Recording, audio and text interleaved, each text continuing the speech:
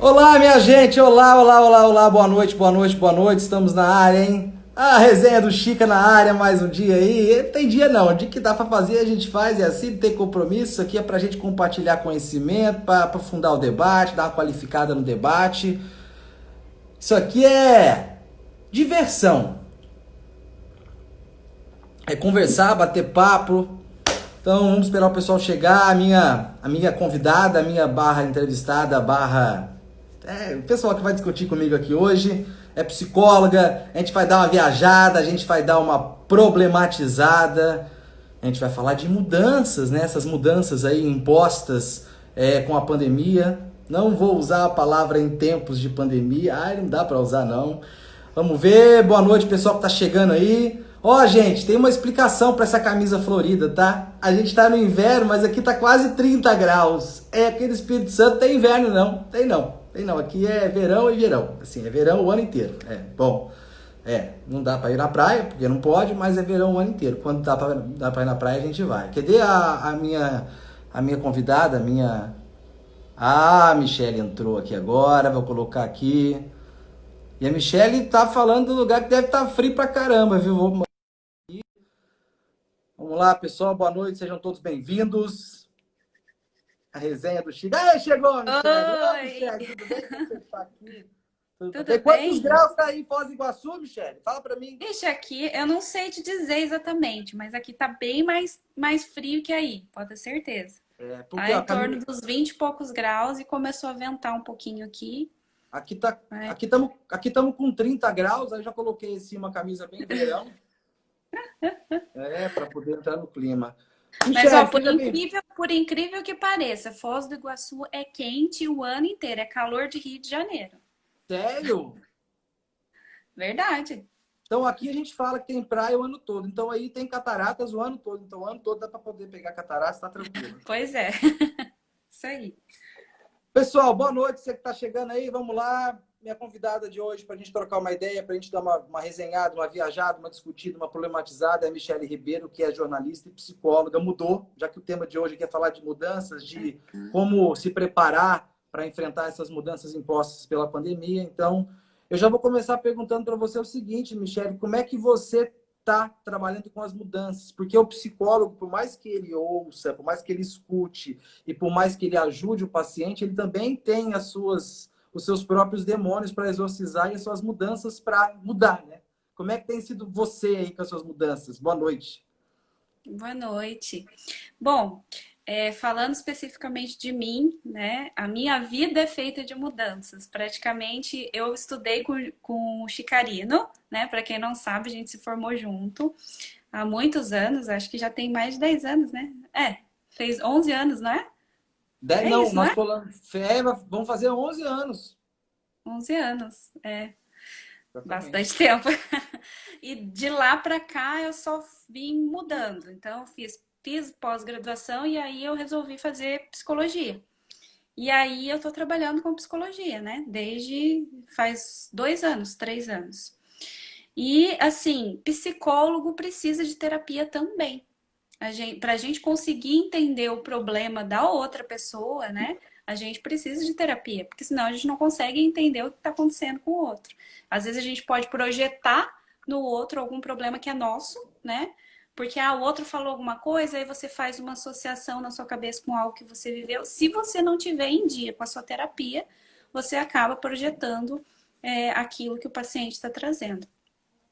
Mas assim, para a gente, né, para a psicologia em si, a pandemia ela trouxe aumentou a demanda, né? Pelo menos para mim foi assim, aumentou a demanda. A gente está fazendo terapia, eu estou atendendo online, né? Então tem muita demanda de ansiedade, né? Esse processo mais depressivo e, enfim. Então nesse sentido a gente está tendo muita demanda. Agora, essa demanda são de pacientes novos ou são de pacientes que já estavam aí, mas que estão com uma treta, com um problema para resolver ou agravou um quadro? As duas coisas, né? São pacientes novos que têm aparecido, pessoas, eu tô postergando muito fazer a terapia e agora eu sinto que é o momento. e as pessoas estão procurando, e pessoas que já estavam em atendimento têm tido crises, né? Justamente porque é uma novidade para todo mundo. É uma situação que é complicada, né? Imagina você ficar 24 horas por dia dentro de casa, em isolamento, principalmente quem está com suspeita, por exemplo, né? Ou quem está investigando, ou quem, enfim, os mais idosos, tem pessoas que não estão saindo para nada, né? Absolutamente nada. Então, assim, as pessoas ficarem 24 horas por dia, aqueles problemas que elas tinham com familiares, por exemplo, tendem a aumentar, por exemplo. Né? A questão da ansiedade também aumenta, porque isso gera pânico. Se a gente for pensar no fator doença, né, o Covid, a gente não sabe o que é isso ainda, está sendo descoberto. Né? O tempo todo as pessoas estão sendo bombardeadas por informações na TV e elas não sabem o que pensar, elas ficam esperando que a qualquer momento elas vão ser as próximas vítimas. Então, isso gera um certo pânico, né?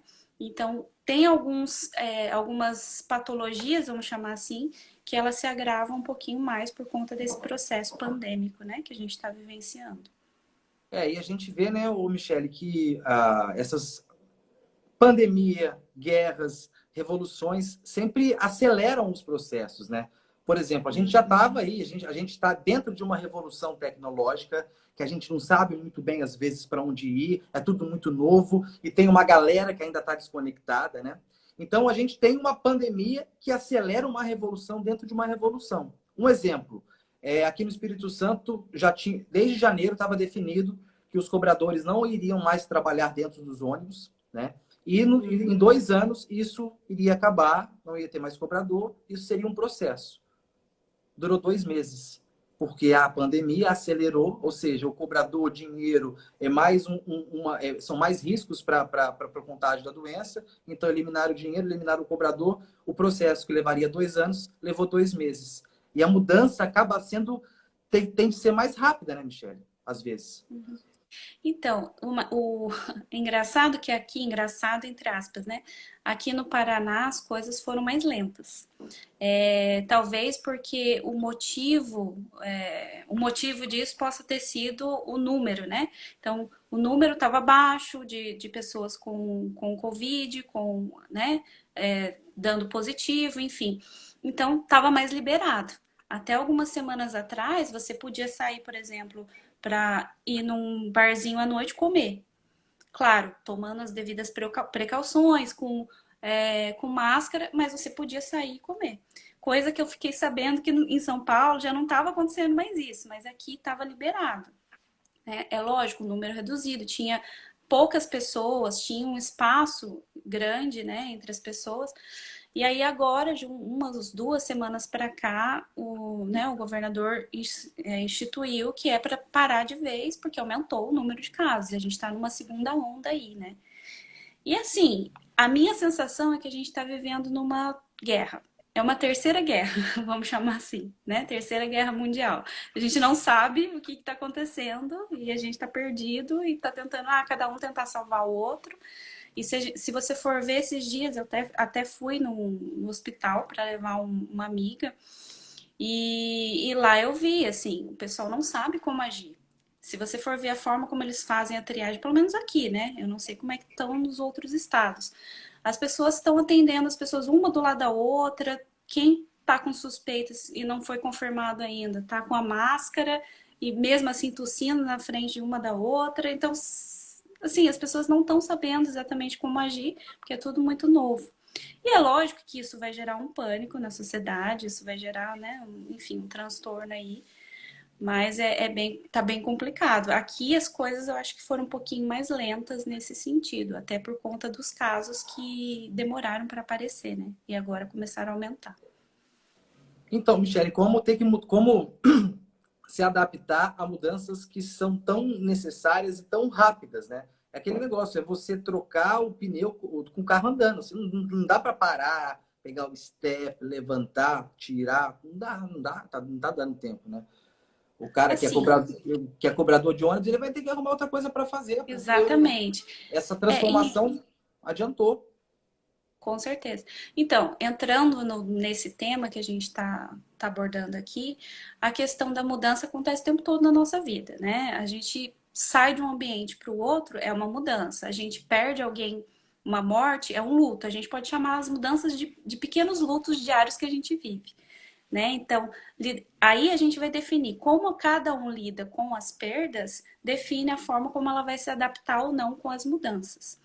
E isso tem muito a ver com os vínculos com que cada pessoa desenvolve com cada coisa, com cada atividade, com o emprego, com a convivência com amigos, com o relacionamento. Então, à medida da dor, da perda ou da dificuldade com a mudança, vai ser proporcional ao vínculo que essa pessoa criou com o emprego, com a pessoa, com a situação e por aí vai. E aí a gente pode relacionar isso também com a facilidade com que a pessoa tem de desapegar, ou seja, de abrir mão, de aceitar as mudanças, aceitar aquilo que ela não pode mudar. Então, quando a pessoa aceita aquilo que ela não pode mudar, ela tem uma facilidade maior para se adaptar às mudanças, tem uma resiliência maior, uma capacidade de lidar com as frustrações. E nessa situação que a gente está vivendo, a recomendação é a gente se reinventar, é o que está todo mundo falando.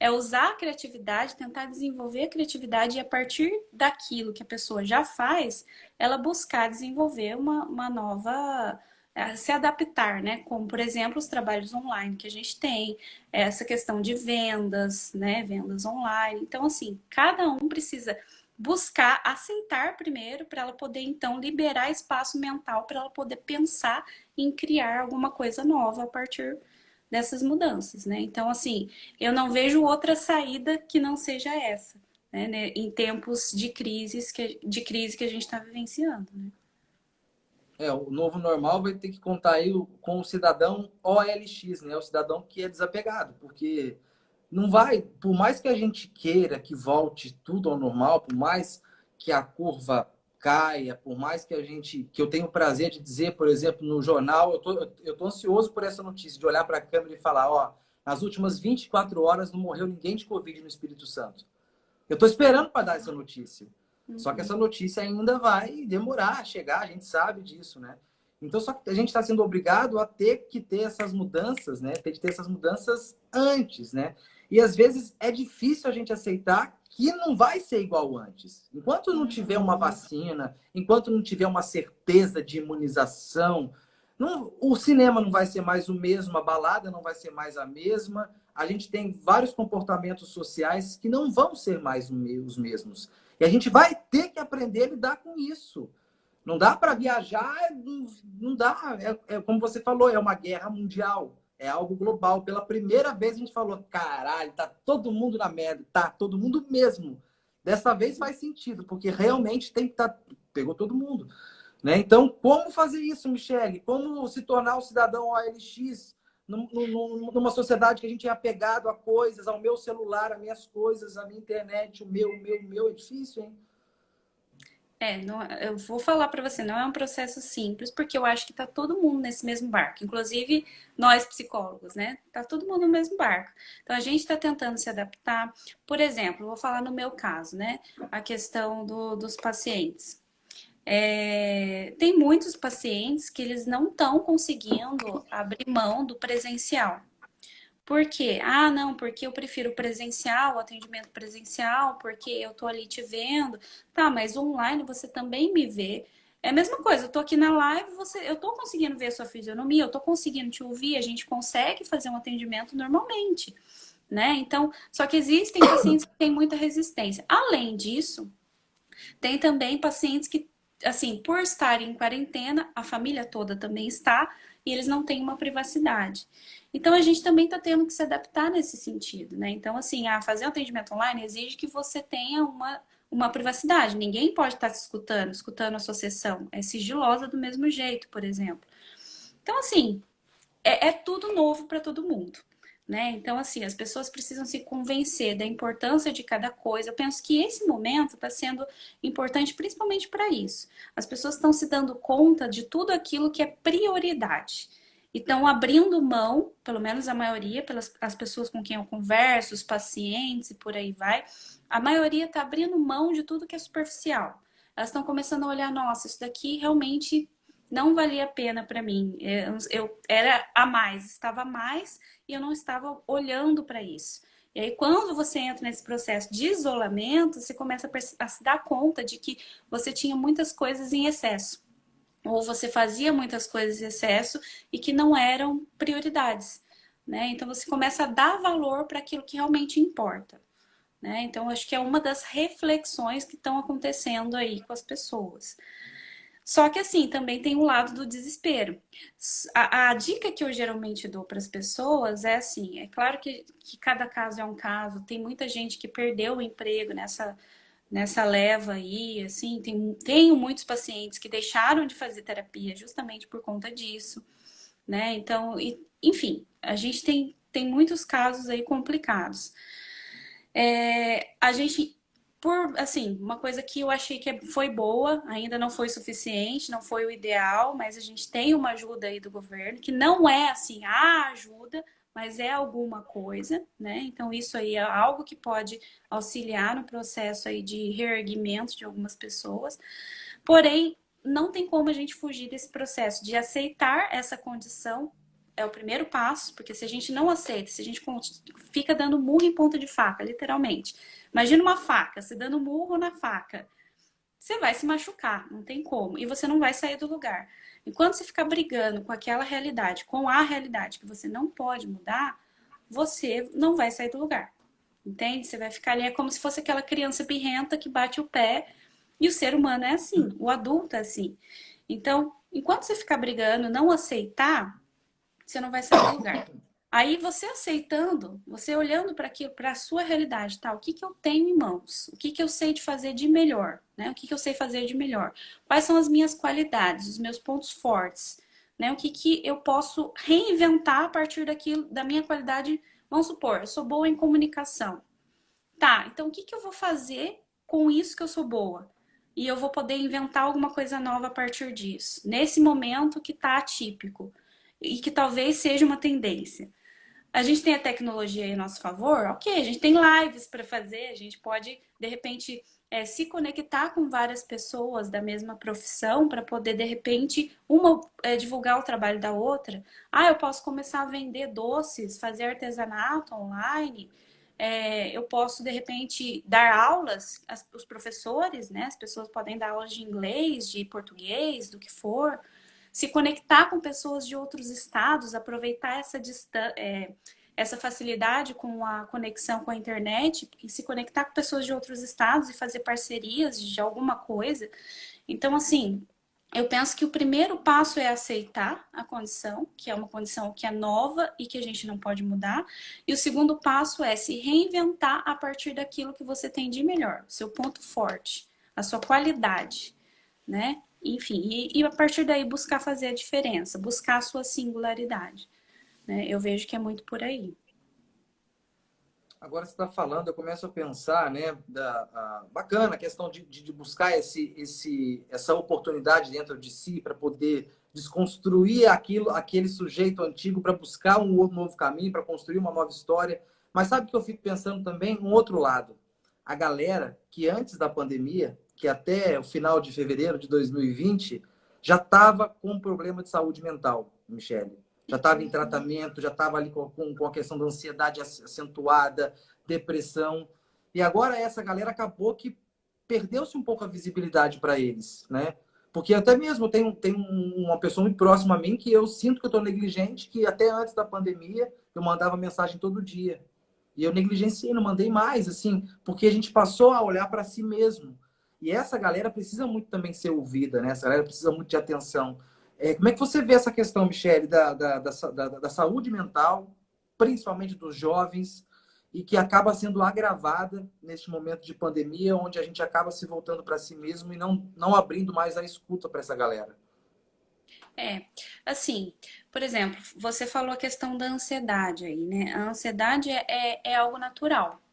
O ser humano precisa da ansiedade, porque assim, qualquer emoção ela é reguladora. Então, a ansiedade ela vai me chamar a atenção para alguma coisa que eu preciso me atentar. Algum pensamento meu que está voltado para, de repente, o futuro, ou eu estou remoendo o meu passado. Enfim, tem uma série de condições por trás disso. E aí é para eu pisar no freio. Então, ok, a ansiedade é ok. A tristeza também é ok. Ela é um sinalizador de que alguma coisa está errada. Eu preciso olhar para isso. Só que quando é em excesso, por exemplo, é tristeza em excesso. Vou dar um exemplo bem superficial. Ah, a gente tem a depressão. A ansiedade em excesso. A gente tem uma série de transtornos de ansiedade que a gente precisa tratar na raiz, né? E no meu caso, a minha abordagem é a cognitiva comportamental. Então, eu parto do princípio que tem pensamentos por trás de comportamentos e emoções. Então, a gente vai modificar os pensamentos. Ok. Tendo por base isso, esse é um momento que é novo. E tudo que é novo gera um certo medo. E o medo está diretamente relacionado com a ansiedade, porque por trás do medo, ó, é medo de algo que eu não sei como que vai ser, é um acontecimento que é tudo inesperado, será que eu vou morrer? É tudo será que e se, né? E se der tudo errado, e se todo mundo morrer, e se eu perder o emprego, e se será que vai dar tudo certo? Enfim, isso gera uma ansiedade, medo e ansiedade, né? É natural. Se a pessoa não tem um controle disso, ela vai, e ela já tem uma ansiedade ali, ela vai ficar pior. Agora, a gente tem que colocar um outro a mais nesse processo todo, que é o quê? É o processo do tabu, saúde mental. Ah, psicólogo é para louco, psiquiatria é para louco, né? E aí a gente coloca isso, esse agravante, aí as pessoas não procuram ajuda, né? Ou procuram ajuda quando já estão lá no nível mais alto da ansiedade e que de repente já vai precisar de remédio, de medicação para controlar e tudo mais. Então a gente tem esses dois processos, né? Então, assim, é claro, aumentou, agravou a doença de quem não estava em tratamento. Se quem já estava em tratamento, isso teve uma piora, porque é óbvio, é uma situação nova para todo mundo, né? Que está todo mundo vivendo. Imagina, todo mundo vivendo uma mesma situação o tempo todo e falando só disso, a mídia só fala disso, e isso afetando, assim, a mídia fala disso, afetando as pessoas isoladas, é óbvio que vai ficar grande o negócio, né? Então, assim, a minha recomendação, assim, eu tenho algumas técnicas que de repente eu posso passar aqui, técnicas para minimizar a ansiedade e tudo mais. Mas, assim, a minha recomendação número um sempre é buscar ajuda, né? Então, se a pessoa tá numa situação bem complicada dentro de casa, né? Tá sentindo que tá muito ansiosa, ou tá comendo demais, a compulsão aumentou, porque tem pessoas que têm compulsões alimentares, né? Ou bulimia, ou uma série de coisas. A ansiedade pode agravar tudo isso, né? A depressão também. Tem pessoas que têm depressão e ansiedade, né? Então a coisa fica lá exponencial. Eu peço para as pessoas que elas continuem, mesmo online, que quebrem essa barreira do eu não consigo online, né? Tipo, tem muita gente que tem essa resistência, que quebrem essa barreira e continuem os atendimentos. E se a pessoa está sentindo alguma tristeza a mais, alguma ansiedade a mais, isso está estagnando o processo emocional dela, que ela busque ajuda, que ela não pare ali. E assim, a gente sabe também que o suicídio é uma realidade também, né? A pessoa, quando ela não vê saída, ela não vê saída para a dor está muito maior do que ela acha que pode suportar, a única alternativa que ela encontra é o suicídio, por exemplo. Só que quem comete suicídio, por exemplo, eles não querem se matar. Eles querem acabar com essa dor que está insuportável de lidar.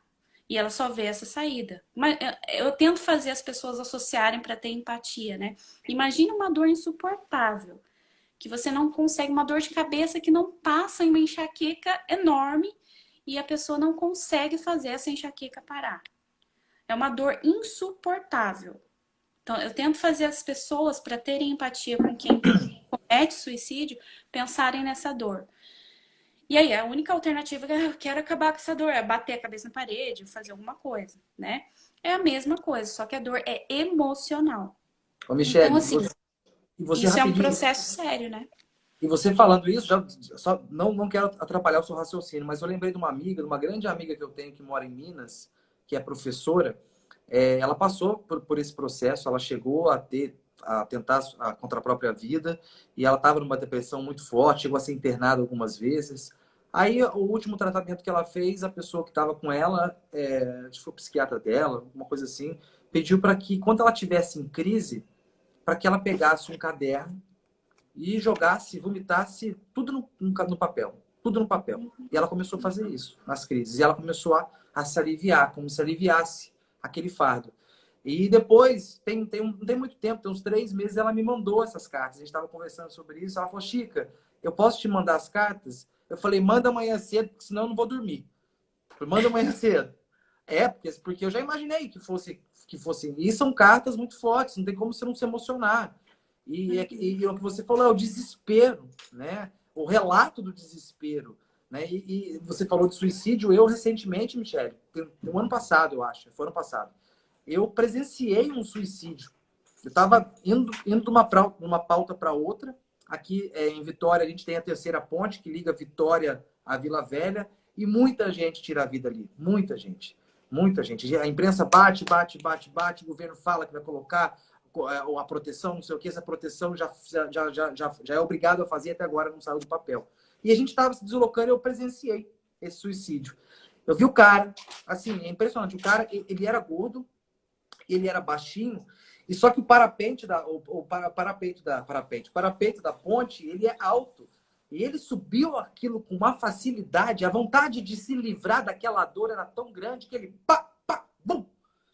E aquela cena me tocou muito porque o meu padrasto em Cruzeiro cometeu suicídio.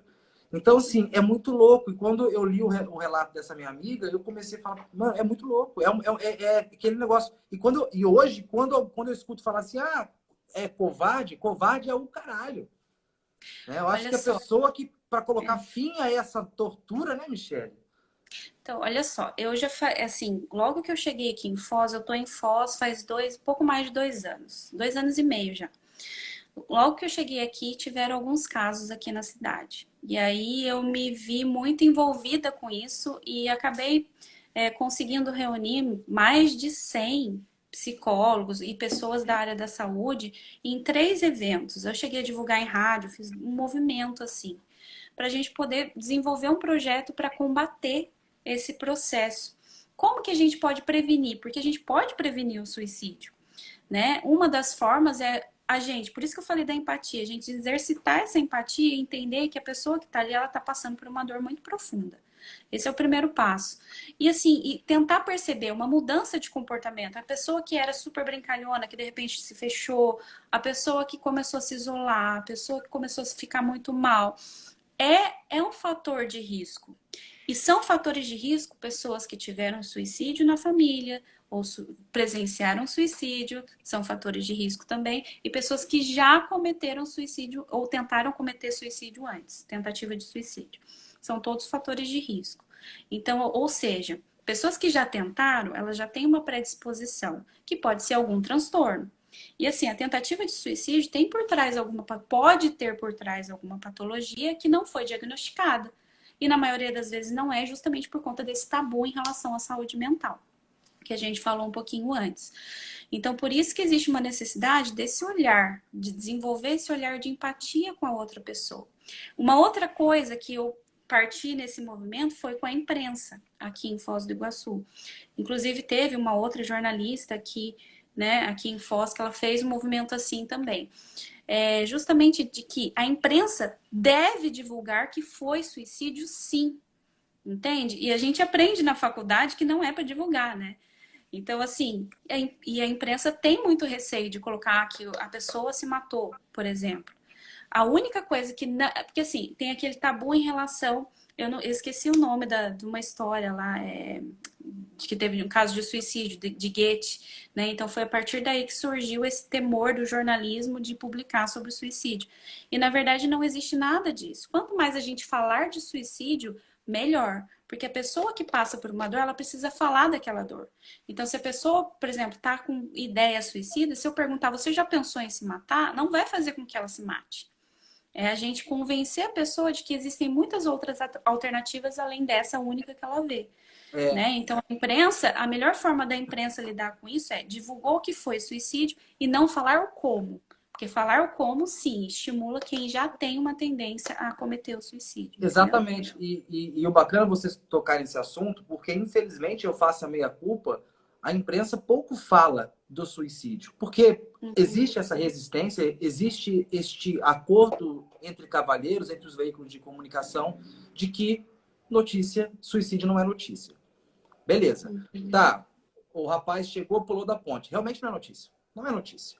Agora, eu preciso falar que a depressão ela pode ter como desfecho o suicídio. Eu Exatamente. preciso falar dessas doenças, esses transtornos mentais que podem ter desfecho como suicídio. É claro que Uhum. eu não preciso ficar, hoje morreram, hoje se mataram 4 em Vitória. Não. Mas eu preciso falar disso. Inclusive, existe um manual da Associação Brasileira de Psiquiatria que ensina, né, a imprensa como Sim, sim. abordar esses casos, né? Então, existe Uhum. também uma cartilha do Ministério da Saúde. Então, a Uhum. imprensa, hoje, ela está calçada em cartilhas, em orientações profissionais de órgãos especializados para falar sobre o assunto, mas não se fala. Então, assim, isso é muito complicado. Quando, por exemplo, quando que aqui no estado, quando que o suicídio entra na agenda? Quando alguém tenta se matar na terceira ponte, o trânsito é paralisado, às vezes aquela negociação com a pessoa que está tentando se matar se estende, né, entre o corpo de bombeiros, tudo, então o trânsito vira um caos. Aí começa. Por que não pula logo? Pula logo, sabe? Esse discurso que não tem nada a ver com a empatia com o que você falou. Mas só Sim. que a gente precisa construir na memória coletiva que o suicídio não é tabu. Ele é um assunto necessário. Que a gente E é não saúde precisa. pública, é questão de saúde pública. Exatamente. A gente não precisa esperar entrar dentro de casa para poder falar sobre isso. Aí tem lá um produtor que o irmão suicidou. Vamos falar disso. Não. A gente precisa falar disso sempre. Né? A gente precisa falar disso sempre. Uma vez eu fiz uma matéria pesada, Michele, que o neto matou o avô com não sei quantos golpes de facão e ele tinha esquizofrenia que não era tratada.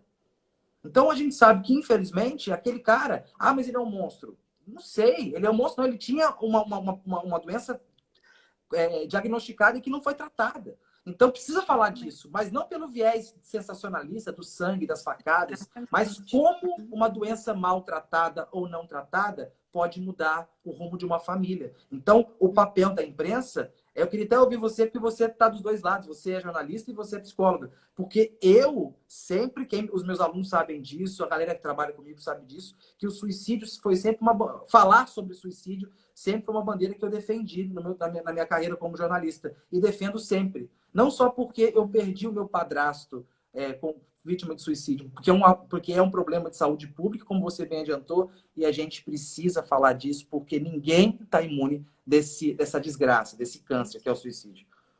Exatamente. Não, mas é isso mesmo, você falou tudo. É isso aí. É isso É aí. difícil, cara, é difícil. A gente vê, por exemplo, que pouco se faz. Em Seul tem um exemplo muito massa, Michele. Tinha uma ponte em Seul, claro, guardadas as devidas proporções, mas era uma ponte parecida com essa do estado, que Uhum. ligava duas cidades importantes. Aí eles começaram a perceber que o índice de suicídio nessa ponte era muito alto, alto, alto. Aí o que a Samsung fez? Foi uma ação de publicidade, ação de marketing da Samsung. Ela colocou sinais, propagandas luminosas ali, com mensagens, mas não com mensagens publicitárias, comerciais, mas com mensagens de esperança. Vai dar certo, desista disso, sabe? Legal. E eles Uhum. conseguiram reduzir de forma acentuada o número de suicídios nessa ponte, o que comprova que é preciso falar sobre isso. Sim. E, por exemplo, uma coisa que eu fico vendo, né? É a primeira coisa que eu olho. Se eu tô num shopping, por exemplo, tem uma escada, né? Tem um andar lá em cima. E tem, sei lá, tipo uma sacada ali, sem proteção nenhuma, aquilo ali já, pra mim, é um negócio sério. A gente tem que minimizar todos os riscos possíveis, principalmente universidades, né? A gente sabe que tem muitos casos assim também. Então a gente precisa cuidar primeiro da estrutura, pensar numa estrutura melhor para as universidades, por exemplo, né?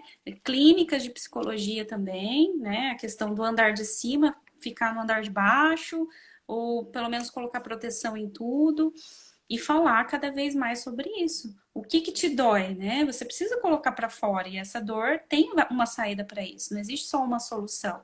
Quanto mais você falar sobre o problema, mais leve ele fica. Por isso que existe a terapia. E o papel da terapia tem por trás muito isso também. Quanto mais você fala do problema, ele vai ficando mais leve. E às vezes você só tá com aquele problema porque você ainda não pensou sobre ele ou não verbalizou sobre ele. Conforme você vai verbalizando, parece que as suas ideias ali vão se organizando. E é claro, o psicólogo está ali para te orientar nesse sentido. Mas é isso, né? E quem tem um processo de suicídio, tem a tentativa de suicídio por trás, pode ter um transtorno borderline, pode ter uma depressão, pode ter uma série de outras coisas, ou pode não ter nada também. Porque a causa do suicídio é multifatorial. Então, pode ser uma pessoa que acabou de perder o emprego, ela pode não ter patologia nenhuma, mas aquilo pode ser, se a pessoa for uma pessoa impulsiva, aquilo pode desencadear, entende? Então, é um negócio sério, né? Então, se a pessoa é uma pessoa impulsiva, é ansiosa, também precisa cuidar disso, né? Para não, no momento de crise, não surtar, né? Como a gente fala erroneamente, mas fala, brincando, né? Mas é isso. Então, cuidar a saúde mental é tão importante quanto a saúde física. Então, a gente tem que bater na tecla disso sempre, né? E nesses momentos de crise, imagina, a pessoa tá ali, se ela descobre que tem uma doença nova acontecendo no mundo, né? No mundo, tem muita gente morrendo por conta dessa doença. E aí, ninguém sabe como tratar. Tá buscando um medicamento, a gente não sabe ainda qual medicamento que é o ideal. O que a gente faz? Aí você fica ali esperando a morte chegar, né? E aí a pessoa que tem algum problema, né, de saúde mental, aquilo fica gigantesco, né? Então, eu penso que nesse momento, até para essas pessoas, eu vejo que não vou dizer que é a solução, a gente não pode falar que é a solução, né? Mas uma saída possível é ela pensar, tá, o que eu tô fazendo de repente para melhorar a minha imunidade? Eu tô me informando, eu tô me precavendo, eu tô. Mesmo se as pessoas se precaverem, elas podem se contaminar. A verdade é que todo mundo vai se contaminar. Mas assim, eu tô fazendo o melhor possível, e se isso acontecer, eu vou tratar. Ponto, né? Eu sou do grupo de risco, então eu vou ter um cuidado maior, eu vou me isolar. Então, eu acho que tem todo esse processo para gerar um processo mais de acalmia na pessoa e buscar se reinventar da melhor forma possível para ela continuar sobrevivendo até financeiramente, né? Enfim, então eu acho que é mais ou menos por aí. Um dos caminhos é a gente pensar em alternativas, né? E buscar um apoio profissional para isso, né? A gente fala de mudanças, né, Michelle? Eu tava em março, né? Eu tava muito otimista para muitas mudanças. Eu falei, ó, na minha visão, naquele momento, eu acreditava que a pandemia ia provocar muita reflexão, ia provocar muita solidariedade, ia fazer mudanças, pá.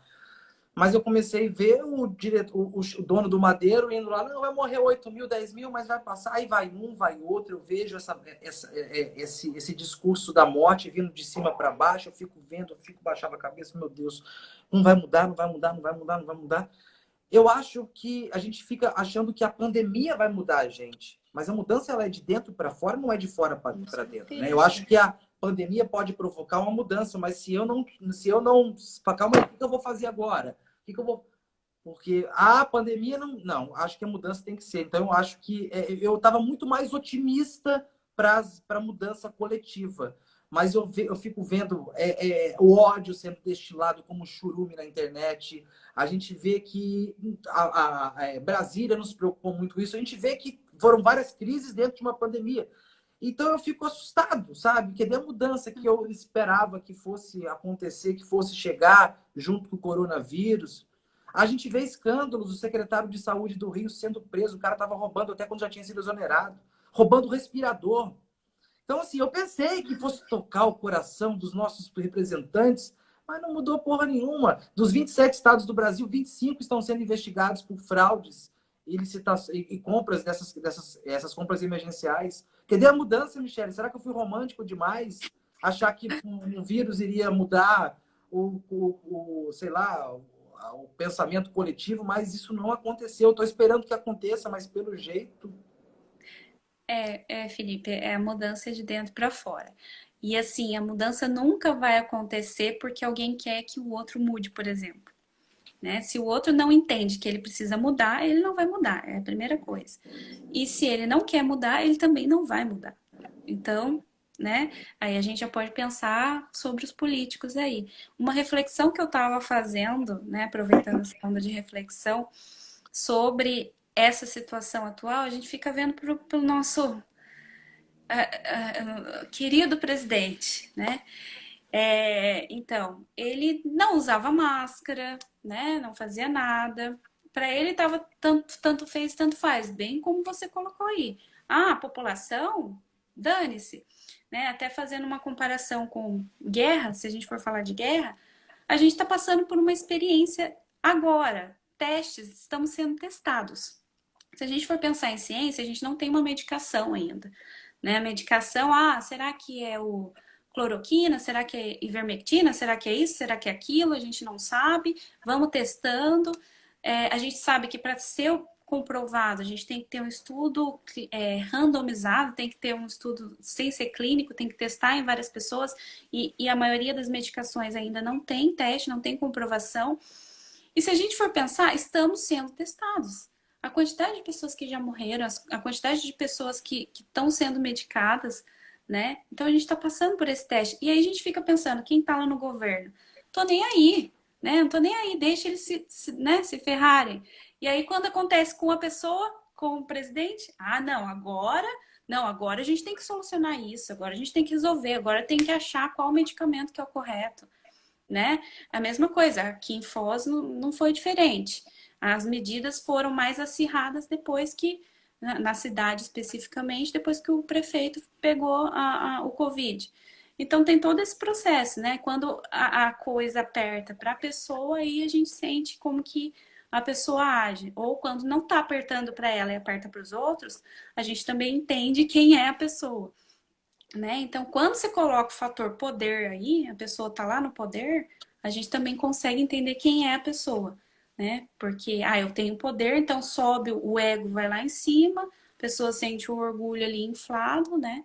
Então, eu fiquei refletindo bastante sobre isso. Estamos sendo testados, né? E o que importa hoje é a gente achar uma saída, sei lá, em relação à medicação, a gente vai descobrir uma nova medicação aí, uma nova cura e tudo mais, a partir desses testes que, infelizmente, estão envolvendo vidas, né? Enfim, e quando né, o calo aperta para a pessoa que está no poder, aí eles começam a se preocupar um pouquinho mais, né? Mas é uma realidade, e a mudança só acontece quando a pessoa entende que ela precisa mudar. Ou quando o calo aperta para ela, né? Ou que vem uma doença, então vamos acirrar, vamos apertar, vamos fazer medidas mais drásticas aí. Ou quando, enfim, ela acha que deve mudar, né? Então tem todo um processo assim. Eu estava refletindo justamente sobre isso. Então tem tudo a ver com o nosso momento aí, né? Agora, Michele, eu penso que essa pandemia, né, que esse momento que a gente está vivendo, essa crise ou essa guerra, eu acho que qualquer adjetivo é bem-vindo, né, porque a gente está passando por algo que a gente nunca passou na história da humanidade, porque as outras pandemias, como não existia esse processo de globalização, a doença não circulava como circula hoje. Então, os impactos de hoje são infinitamente maiores do que os de antigamente, mesmo que naquele contexto morreram mais pessoas, porque tinha menos recursos. Mas mesmo assim, é a primeira vez que a gente tem isso em escala global. E aqui no Brasil, em particular, a gente tem 520 anos de história, mas nunca precisamos, dentro desses 520 anos de história, agir de forma coletiva, todo mundo junto e misturado. Isso nunca aconteceu. Por exemplo, deu uma desgraça de chuva no sul do Brasil. É o sul do Brasil que está sofrendo, depois é o sudeste. Mas não é todo mundo ao mesmo tempo, como está acontecendo agora, todo mundo usando máscara. Então eu percebo que existe muito a questão do desrespeito ao outro, né? Da questão do egoísmo. Porque usar a máscara, por mais que seja desconfortável pra caramba, você está fazendo bem não só a você, está fazendo bem também para as outras pessoas que forem conviver com você. A mesma coisa você se higienizar, enfim, cuidar de você para cuidar do outro.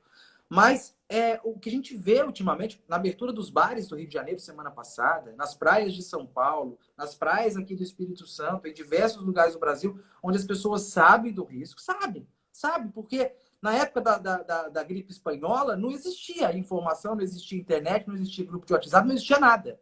Né? Mal existia ali comunicados de mídia impressa. E olha lá, não existia porra nenhuma. Agora a gente tem informação, a gente sabe como se comportar, mas a gente acha, né? Ai, e meu direito de ir e vir, né? É que nem os loucos que são contra a galera do movimento anti-vacina. Deveria ser preso. Você não tem que escolha. Você tá se imunizando também para imunizar o outro. Então, eu queria ouvir de você isso, como ter um comportamento coletivo, né? Como pensar coletivamente. Porque a gente está tão acostumado a pensar dentro da nossa caixa, dentro da nossa bolha, dentro da nossa realidade, né? Ai, 60 milhões de invisíveis no Brasil, porra nenhuma, eu vejo essa galera todo dia, eu vou na periferia todo dia e vejo essa galera. Então, assim, a gente precisa parar de olhar mais para o celular e mais para o outro. Mas é difícil agir coletivamente, né? A gente não consegue nem usar a porra de uma máscara. É engraçado isso que você tá falando. Porque assim, engraçado entre aspas, né? Mas assim, uma coisa que eu fico pensando sobre isso que você tá falando é que agir coletivamente envolve também uma conscientização, né? Conscientizar a população sobre um problema e promover ações a partir disso, né? Não é só fazer a pessoa saber, né? Tem que promover ações. E assim, essa questão da periferia, né, que você falou, eu trabalhei em São Paulo, na capital, numa periferia, né, vulgo favela, né? Então, assim, numa comunidade que tem lá, e justamente promovendo conscientização de uma série de coisas, dentro do processo mais da psicologia, enfim, promoção de liderança, desenvolvimento de lideranças ali, e a gente vê que tem muita coisa que não chega, tem muita informação que não chega. Por mais que a gente fale, tem televisão, todo mundo tem televisão, mesmo que não tenha geladeira, tem televisão, ok, mas tem muita informação que não chega, né? Então, assim, de repente, a gente pensar por esse lado também. Esse é um fator que eu tô levando à reflexão aqui. Conscientizar, né? Olha, o que que é isso? Porque às vezes eu fico pensando, eu fico vendo também aqui na cidade, né? Fico observando algumas coisas. Tem gente que não tem a dimensão desse problema em relação ao coronavírus e tudo mais. Negligenciando mesmo, não tô nem aí, sai sem máscara ou sai com máscara, mas depois, né, faz uma bagunça, faz uma aglomeração ali e aqui, enfim. E eu vejo uma falta de preocupação. E eu ficava questionando até com uma pessoa que trabalha comigo na clínica, falou, gente, será que é só o pessoal da área da saúde que tem essa consciência, que está entendendo o tamanho do problema, né? Porque, enfim, e isso é uma questão que eu fiquei levantando. Mas eu também fico me perguntando sobre isso, quantas pessoas sabem de fato, porque o esclarecimento, né? Quanto mais as pessoas entendem o problema, por que que elas precisam usar máscaras? Por esse motivo. Quando a pessoa não entende o problema, isso falando psicologicamente e falando de empresas também. Se a pessoa não entende o porquê de fazer determinada coisa, a tendência dela não se engajar naquilo ou de não se motivar a fazer determinada coisa é grande. Dentro das empresas acontece isso o tempo todo, né? O colaborador está desmotivado, tá, beleza, ele sabe o motivo, qual o objetivo que ele da função dele ali, o objetivo maior da empresa. Se ele não compreende o objetivo maior da empresa e o objetivo dele dentro daquela função, ele vai se sentir desmotivado. Então, fazendo essa associação, é a mesma coisa com o ser humano. Se ele não entende por que eu preciso usar máscara, o que é o vírus? O que é esse coronavírus? O que é a doença? O que faz contaminar? Se ele não entende o passo a passo disso tudo, a tendência é ele achar que é distante. E uma coisa, um comentário que eu já ouvi, assim, de algumas pessoas, enfim, dentro e fora da clínica também. E às vezes a gente também se pega pensando nisso, né? Aquela síndrome do super-herói. Principalmente o pessoal da área da saúde. Eu tô salvando todo mundo, tô ajudando todo mundo, salvando entre aspas, né? Então, inconscientemente, ele tem essa ideia. Então, tô salvando todo mundo, não vai acontecer comigo, né? Ou nunca vai acontecer comigo, porque é muito inconsciente. Então, assim, essa coisa de achar que tá distante também faz a pessoa negligenciar um pouquinho, né? Então, eu vejo muita gente da área da saúde negligenciando, né? Então, assim, médicos e por aí vai. É um processo interessante da gente pensar também. Então, essa conscientização, essa motivação, mobilização coletiva envolve todo esse processo de conscientização.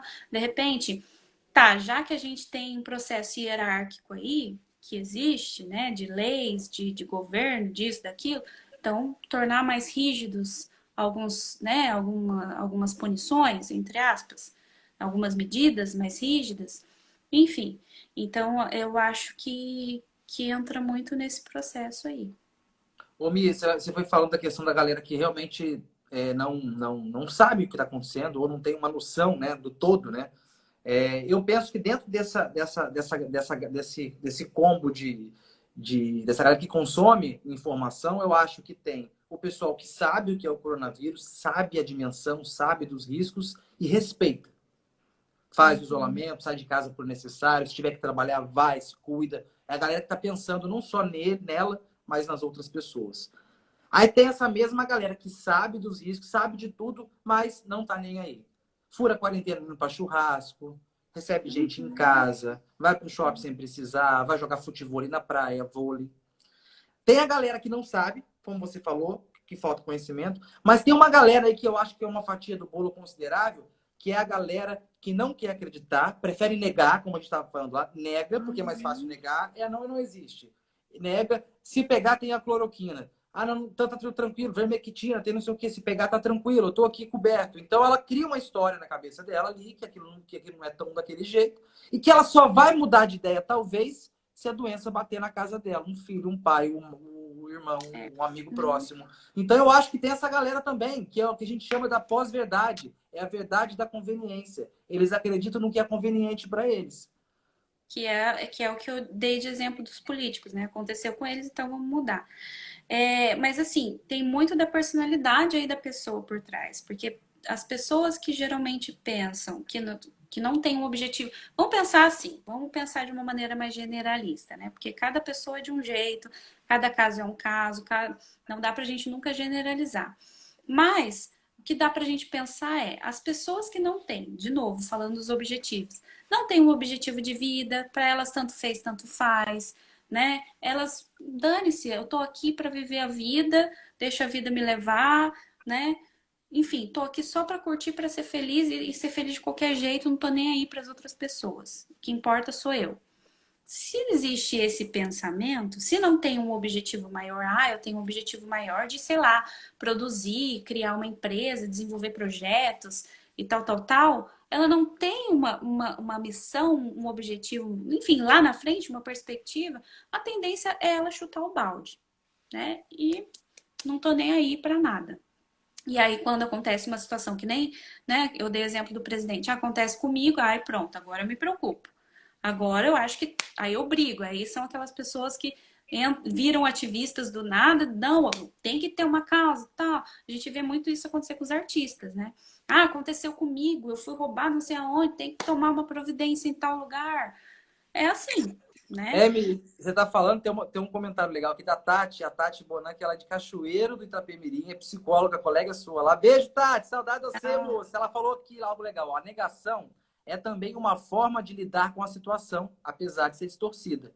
Ao se negar a exatamente. gravidade da situação, a pessoa evita toda aquela angústia, né, naquele processo de angústia. Beijo, Tati, saudade de você. E olha só, já que a gente está falando de mudanças, inclusive lá no começo da pandemia eu gravei até um vídeo, publiquei lá no meu canal no YouTube, falando sobre isso, sobre justamente o processo de negação, que era o que a gente estava vivenciando naquela época, bem lá no começo. E eu acho que até hoje deve continuar um pouco, acho que menos, mas a gente estava vivenciando. Umas pessoas que estavam negando, ai, será que isso existe mesmo? Será que não é invenção? E outras pessoas que estavam aceitando. A negação é a primeira fase do luto, né? E como a gente está falando de mudanças, e eu fiz uma associação ali no começo com perdas, né? A gente passa por pequenas perdas o tempo todo, né? Uma mudança já gera uma perda. Qualquer mudança de situação gera uma perda. Então, a negação é a primeira fase do luto. Por exemplo, se alguém descobre uma doença e ela não aceita aquela doença, a aceitação é a última fase do luto para então ela conseguir lidar, que é aquilo aquela associação que eu fiz antes. Se a gente não aceitar ficar dando murro em ponta de faca, a gente não vai mudar. A gente vai continuar sofrendo, vai ficar sentindo dor e não vai mudar. E é isso. Se eu nego, eu não enxergo o problema. Eu não consigo encarar o problema, né? E eu vou lidando cegamente com as situações. Vou ficando cego para aquilo que é uma realidade para mim e eu não quero ver. Literalmente a negação é isso. Eu não quero ver. Então faz de conta que não existe. Vou colocar de lado. Só que aquilo tem uma consequência séria na vida da pessoa. Se for uma doença, por exemplo, ela vai negligenciar, ela não vai tratar, ela não vai cuidar.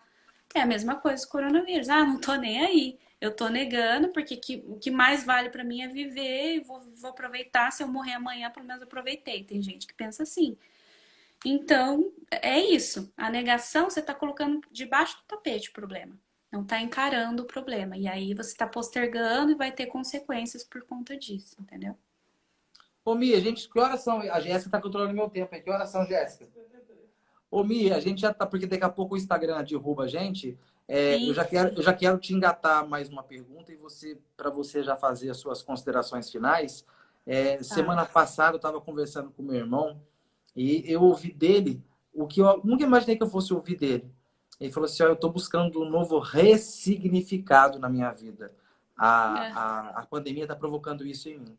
Então, eu acho que, se eu estiver falando besteira, você me corrige, mas eu acho que esse momento é de buscar novos significados e ser resiliente pelo que vem pela frente. A gente não sabe o que é, se vai ser uma demissão, se vai ser uma extensão dessa pandemia por mais alguns meses. Enfim, o que vier pela frente, a gente tem que estar resiliente e em busca de novos significados, né? De ressignificados, porque o novo normal vai cobrar da gente um novo sujeito social e a gente tem que estar preparado para isso. exatamente. Eu acho que você falou tudo. A gente até podia fechar com essa frase aí sua. Mas assim, eu acho que a resiliência tem tudo a ver com a flexibilidade. Quanto mais resistente a pessoa for à mudança, menos resiliente ela é. E a resiliência a gente faz sempre uma associação com o elástico, né? Resiliente é aquilo que você puxa o elástico e ele volta ao estado normal. A palavra resiliência vem da física, né? Então a ideia é essa. Eu sei que tudo vai mexer comigo, vai me desestabilizar, mas logo eu vou voltar ao meu normal. Ah, eu vou me sentir triste um pouquinho, mas eu volto ao meu estado normal rápido. Ou menos, ou mais lento, né? Isso vai depender de cada pessoa, o nível de resiliência de cada um, né? Então, eu penso que nesse momento é a gente pensar no quê? Reperspectivar. Essa ressignificação que ele falou tem a ver justamente com o processo de mudança, né? É uma mudança mais íntima, mais profunda. Ah, eu tenho uma dor ali com aquilo que eu tô batendo na tecla a vida toda. Imagina uma pessoa que ela nasce numa família totalmente disfuncional, para ela mudar aqueles padrões dela, de 30 anos, por exemplo, leva um tempo. Né? Então, uma ressignificação, ou seja, eu não vou mudar assim do nada, eu vou ressignificar aqueles padrões que eu tenho, né? Que fazem parte da minha história. Então, é a mesma coisa com mudança. O que eu posso planejar em relação a emprego, por exemplo, em relação à vida financeira, o que eu conseguir planejar para daqui a 2 meses, para daqui a 3 meses, melhor. O que eu não conseguir, eu vou aceitar. O que eu não conseguir modificar ali, eu preciso aceitar e lidar com aquilo da melhor forma possível e mais criativa possível. E assim, a gente pode desenvolver a nossa criatividade de diversas formas, porque o nosso cérebro, ele tem uma neuroplasticidade. Então, quanto mais a gente desenvolver um novo conhecimento, aprender alguma coisa nova, mais a gente está desenvolvendo a nossa criatividade. Então, é mais ou menos por aí. Quanto mais eu desenvolvo, mais ideias novas eu vou ter, eu posso inovar, eu posso empreender e por aí vai. Mais conexões nosso cérebro vai ter. Exatamente. Ô, Mi, obrigado. Ó. Já estamos quase 1 hora de live, 1 hora, 1 minuto e 29 segundos. Queria te agradecer demais. Foi muito bom te reencontrar aqui, né? Quem podia imaginar que lá em 2007, 2008, ali na faculdade, que a gente ia estar conversando, né? A Exatamente. centenas de quilômetros de distância por vídeo e falando sobre ansiedade. A gente não ia imaginar isso nunca, né? Mas estamos aqui. Obrigado, viu? Beijo grande para você. Obrigada eu. Foi um prazer conversar com você e com todo Obrigado, mundo obrigado a aí. todos que participaram aqui, todo mundo que colou aqui. Obrigado, gente. Essa semana continua, a gente vai falar de gourmetização na quarta-feira. Vamos falar de fascismo brasileiro. Aqui mistura tudo, Michele. Aqui a gente mistura Ah, tudo. é? Mistura tudo. Quem puder, me Beijo. segue lá no meu Insta também. Aí, dá moral pra Michele, dá moral pra psicóloga. Michele, beijo grande Eu pra você, tenho viu? live semanal lá também. Tchau, beijo. Beleza. Beijo, Mi. Fica com Deus. Tudo de bom.